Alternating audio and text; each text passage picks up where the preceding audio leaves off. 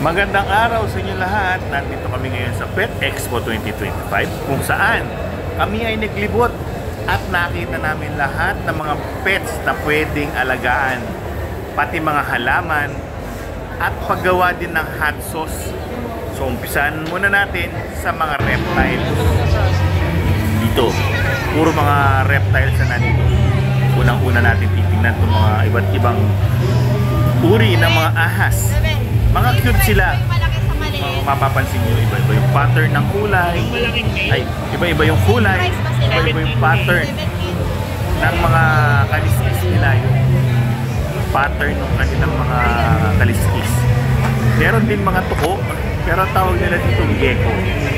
Pasensya na kayo, hindi kami sanay sa mga ganitong mga pets kasi parang doon lang kami sa mga manok talaga na nagawin na makahiligan. Ang daming mga iba't ibang mga pets dito. Itong mga tuko, medyo mahal. Merong 12,000, 6,000, 20, meron nga ng 40,000 dyan sa mga tuko na yan. Yung mga ahas, pinakamababa nilang binibenta na pagtanungan ko, sa natanungan ko, 7,000 yung ball python na medyo maganda yung kulay. Pero yung mga ordinary, hindi ko natansin yung magkano. Tapos meron din sila mga malaka na tawag sila dito Pac-Man frog na neon yung kulay. Tapos mga gagawin, mga tarantula na nakakatakot hawakan, pero laki, grabe. Ang pinapakain nila dyan mga mealworm. Tapos meron din silang mga scorpion. Ayan, oh. Parang exotic pets ang tawag nila dito.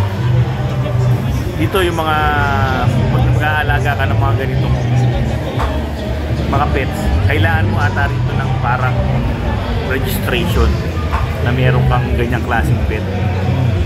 Hindi ka pwedeng basta-basta na lang merong tarantula sa bahay. So, diba? Para siguro alam nila pag nakawala yung tarantula, may makagat kung sinong ipapabarangay. So, diba? Ito na yung mga parang iguana nasa baba, pero hindi ko alam ang pangalan. Hindi ako ganong nakapagtanong dahil sa namangha ako agad. Parang na-hypnotize. Ito mga ahas pa rin, gumagalaw. Ayan. Kung makikita nyo, may mga tahimik at merong mga gumagalaw. Parang cute sila, pero hindi sila for everybody. Kasi kailangan marunong ka niyan eh. Kailangan alam mo yung ahas, kung ano yung ahas. Siyempre yung diet nila iba. Kaya kailangan parang hindi ka basta-basta pwede mag-alaga ng ahas kung wala ka munang parang introduction sa mga yan. Dahil siyempre ahas yan, hindi natin gano'n kakilala yan. Kaya kailangan pag-aralan muna bago bilhin. Di bali na yung mga turtles yan, mga isda, mga aquatic dyan. So, siyempre, di ba, pwede ka nang bumili niya ng maalagaan mo kaagad. Pero yung mga ahas, medyo special, kumbaga special ang attention ng mga yan. Iba yung pag-aalaga sa kanila.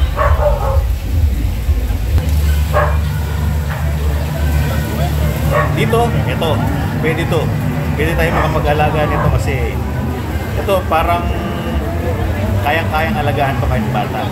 Hedgehog. Pero di ko alam kung matalim yung mga quills nila sa likod eh. Hindi naman siguro gano'n. Ito yung mga tortoise. Ito rin, mga snakes ulit. Siguro breeder to ng isang pares. Identical halos yung mga kulay ng mga dala niyang ahas. Oh. Ito lang na iba kasi parang special sa special. Ito yung mga tuko. Napaka-cute, hindi sila ganong malikot. Pero hindi ko lang alam pag nakakawala na. Ito yung mga daga. Yan mga kitchat kahit bata, mga rabbits. Napakaganda tingnan, merong long hair, merong hindi. Merong meron sila ditong meat type, meron silang show type. Dito naman tayo magawi sa mga halaman. Iba-ibang mga halaman. Maraming mga plantito-plantita, pero ako hindi ako ganun ka plantito-plantita. Maliban na lang nung unang panahon kasi nagtatanim kami ng mga, yun napapakinabang. Sili, okra, talong, mga ganun. Pero yung mga ganitong halaman, yung tito ko, may hilig sa ganito, pinadala niya ako ng mga ganitong halaman.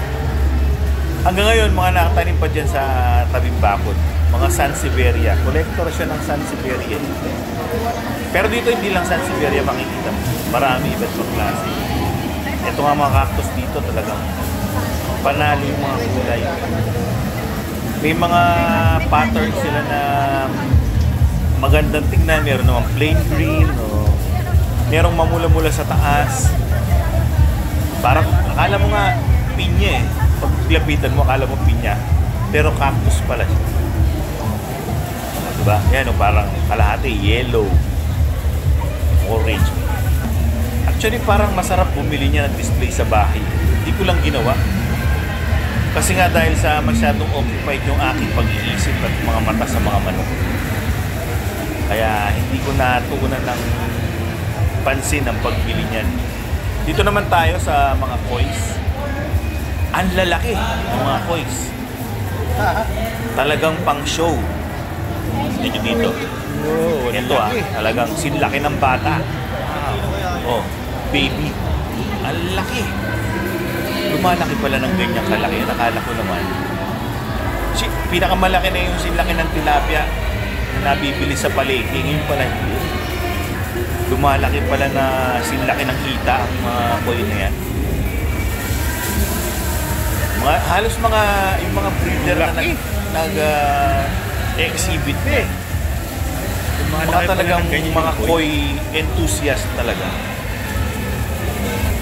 Isipin mo ba naman eh, pagbibili ka ng ganyang kalaking koi, kailangan mo ng ganyang kalaking banyera para makapag-alaga ka lang ng ganyang kalaking koi. Ito, maganda oh. Parang yung Japanese inspired yung may black na yun. Ganda nung sa taas. Ito parang nakakita ka ng dugong. Yung isa na may pula sa ulo. Mukha siyang dugong.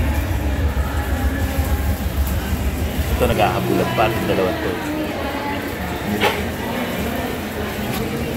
So ito yung mga feeds, mga paraphernalia, mga abubot para sa mga kois. So balik muna tayo dito sa Pawi dito at pupuntahan natin yung gumagawa ng mga hot sauce. Pero syempre nakita ko lang itong mga heart shape na mga dahon na to. Tag po 40 pesos, 30 pesos ang mga yan. Mura lang eh. Meron pa nga tatlo 100 eh. So tag 37, 36 pesos ba isa? So dito tayo sa hot sauce. Akala ko dati pag sinabing hot sauce, mamasita. Hindi pala, dami palang klase ng hot sauce, mananawa ka sa pagtingin. Oh, pati mga vinegar, spice vinegar. Ito ang daming hot sauce. Iba-iba pala ang mga ingredient niyan. Merong may cheese, merong may pineapple, merong may pork floss, packaging niya. Merong may papaya, merong combination ng mga sili. Ang gaganda pa ng mga packaging. Talagang kumikinang. Talagang iinganyo ka dito. Maanghang pa nga yung bibig. Tapos may pre-taste pa yan. Nag-pre-taste ako doon sa unang booth. Pero hindi na ako nakapag-pre-taste sa pangalawang booth. Dahil umaamoy na yung bibig ko doon sa unang booth pa lang. Hindi na kaya doon sa pangalawang booth. So eto yung mga sili na ghost pepper. Maanghang yan, pero wala silang sinabi sa mga to. Carolina Reaper. Yan. Yan ang pinakamaanghang na sili. So sa sobrang dami ng mga hot sauce connoisseur at mga hot sauce manufacturer sa Expo, hindi mo alam kung saan ka bibili ng hot sauce na talagang magugustuhan mo kasi lahat halos may masarap, may maanghang, iba-iba, may maasim-asim, may matamis. May napakagandang packaging, talagang sulit ang bawat bili mo sa mga hot sauce nila. Talagang binigyan nila ng atensyon yung packaging, pati yung lasa ng hot sauce mismo. May anthrax pang pangalan. Parang galis ata yung anthrax. Pero syempre, pangalan lang naman yun. Siguro magkakagalis yung bila mo sa anghang. Kaya ganun, anthrax. Yung mga chili paste, mga chili crab paste na may sobrang anghang, merong mild. Yan, kahit maghapon ka mag-print yan, pwede. So well, yan ang aking paglilibot dito sa Pet and Hobby Expo. Napakaganda, masarap sa pakiramdam, busog na busog ang iyong mga mata. So, hanggang sa susunod na episode, paalam!